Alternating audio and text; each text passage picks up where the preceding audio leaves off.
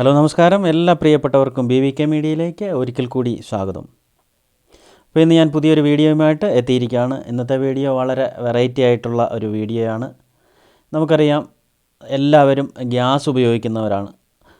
അപ്പോൾ പ്രത്യേകിച്ച് നഗരപ്രദേശങ്ങളിൽ ഫ്ലാറ്റുകളിലൊക്കെ താമസിക്കുന്ന ആളുകൾക്ക് ആഹാരം പാകം ചെയ്യുവാനായിട്ട് ഗ്യാസ് അടുപ്പുകളാണ് ഉപയോഗിക്കുന്നത്.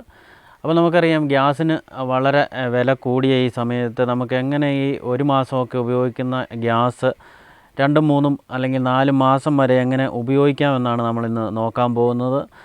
അപ്പോൾ എൻ്റെ ഈ ചാനൽ നിങ്ങൾ ആദ്യമായിട്ടാണ് കാണുന്നതെങ്കിൽ ഒന്ന് സബ്സ്ക്രൈബ് ചെയ്യുക. അതുപോലെ തന്നെ എൻ്റെ വീഡിയോ ഇഷ്ടമായെങ്കിൽ ഒന്ന് ലൈക്ക് ചെയ്യുക.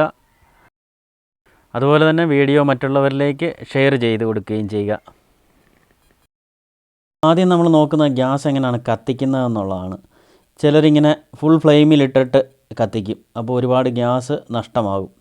അങ്ങനെ ചെയ്യരുത്. നമ്മൾ ലോ ഫ്ലെയിമിലേക്ക് ഇട്ടിട്ട് ഒന്ന് ഗ്യാസ് കത്തിക്കാനായിട്ട് ശ്രദ്ധിച്ച് നോക്കുക.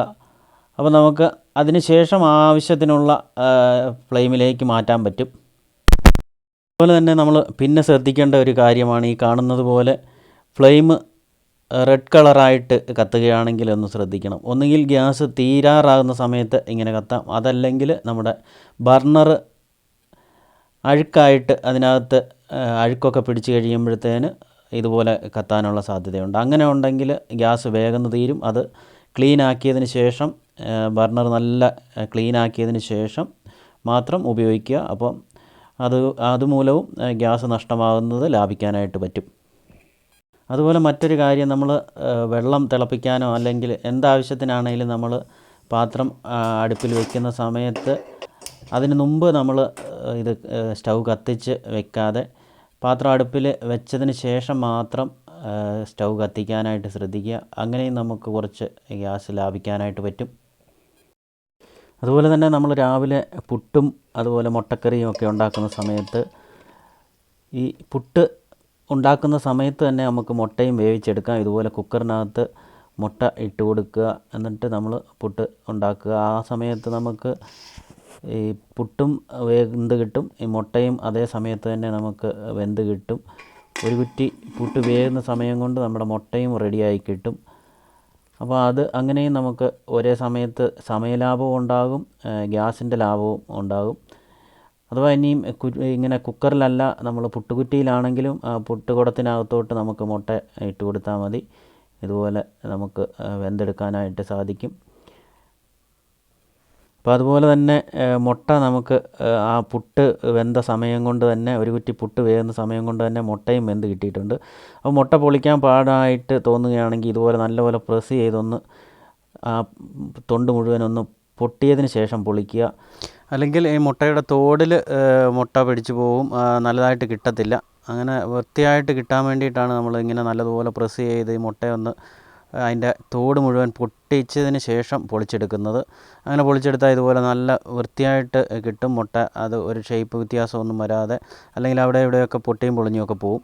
ഇനി നമ്മൾ മുട്ടയ്ക്ക് പകരം കടലയാണ് കറി വെക്കാൻ ഉദ്ദേശിക്കുന്നതെങ്കിൽ നമുക്ക് നല്ലതുപോലെ കടല കുതിർത്തതിന് ശേഷം കുക്കറിനകത്ത് നമ്മൾ പുട്ടോ അല്ലെങ്കിൽ മറ്റ് എന്തെങ്കിലും ഉണ്ടാക്കുന്ന സമയത്ത് ഇതുപോലെ ഈ ഒരു പാത്രത്തിലേക്ക് നമ്മൾ ഇട്ട് കൊടുക്കുക.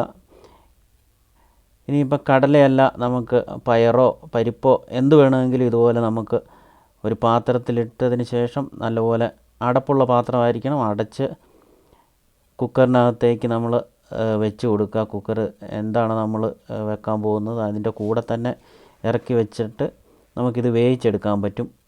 അപ്പോൾ ഇപ്പോൾ പുട്ടിൻ്റെ കൂടെ കടലക്കറി ഉണ്ടാക്കാനായിട്ടാണ് എളുപ്പമെങ്കിൽ ആ സമയത്ത് നമ്മൾ ഇതുപോലെ വെച്ച് കൊടുത്തു കഴിഞ്ഞെന്നാൽ ഈ പുട്ട് ഒരു 3 കുറ്റി പുട്ട് ഉണ്ടാക്കുന്ന സമയം കൊണ്ട് കടലയും ഇതിനകത്തിരുന്ന് വെന്ത് കിട്ടും. അപ്പോൾ നമ്മൾ വെള്ളം കുക്കറിൽ കുറച്ച് കൂടുതൽ ഒഴിക്കുക. അതുപോലെ തന്നെ പാത്രത്തിൽ നമ്മൾ ആവശ്യത്തിനുള്ള വെള്ളം ഒഴിച്ചതിന് ശേഷം ഇതുപോലെ ഒന്ന് വെച്ച് വേവിച്ചെടുക്കുക. അപ്പോൾ നമുക്കറിയാം, ഒരു 5-6 ഫിസിലടിച്ചാലേ നമുക്ക് ഈ കടല വെന്ത് കിട്ടത്തുള്ളൂ. അപ്പോൾ ഇതിങ്ങനെ ചെയ്ത് കഴിഞ്ഞാൽ ഒരു 3 കുറ്റി പുട്ട് നമ്മൾ റെഡിയാകുന്ന സമയം കൊണ്ട് നമുക്ക് കടല വെന്ത് കിട്ടും. അപ്പോൾ അങ്ങനെ നമുക്ക് ഗ്യാസും സമയവും കൂടുതലായിട്ട് ലാഭിക്കാൻ പറ്റും. ഇതിങ്ങനെ വെന്തതിന് ശേഷം നമുക്ക് കടുക് പൊട്ടിച്ചെടുത്താൽ മതി.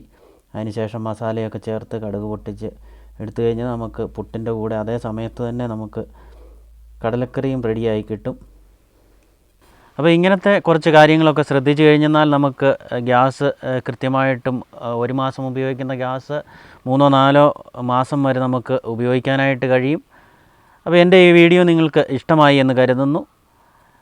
ഇനിയും ഒരു പുതിയ വീഡിയോയുമായി വരുന്നത് വരെ ബൈ ബൈ.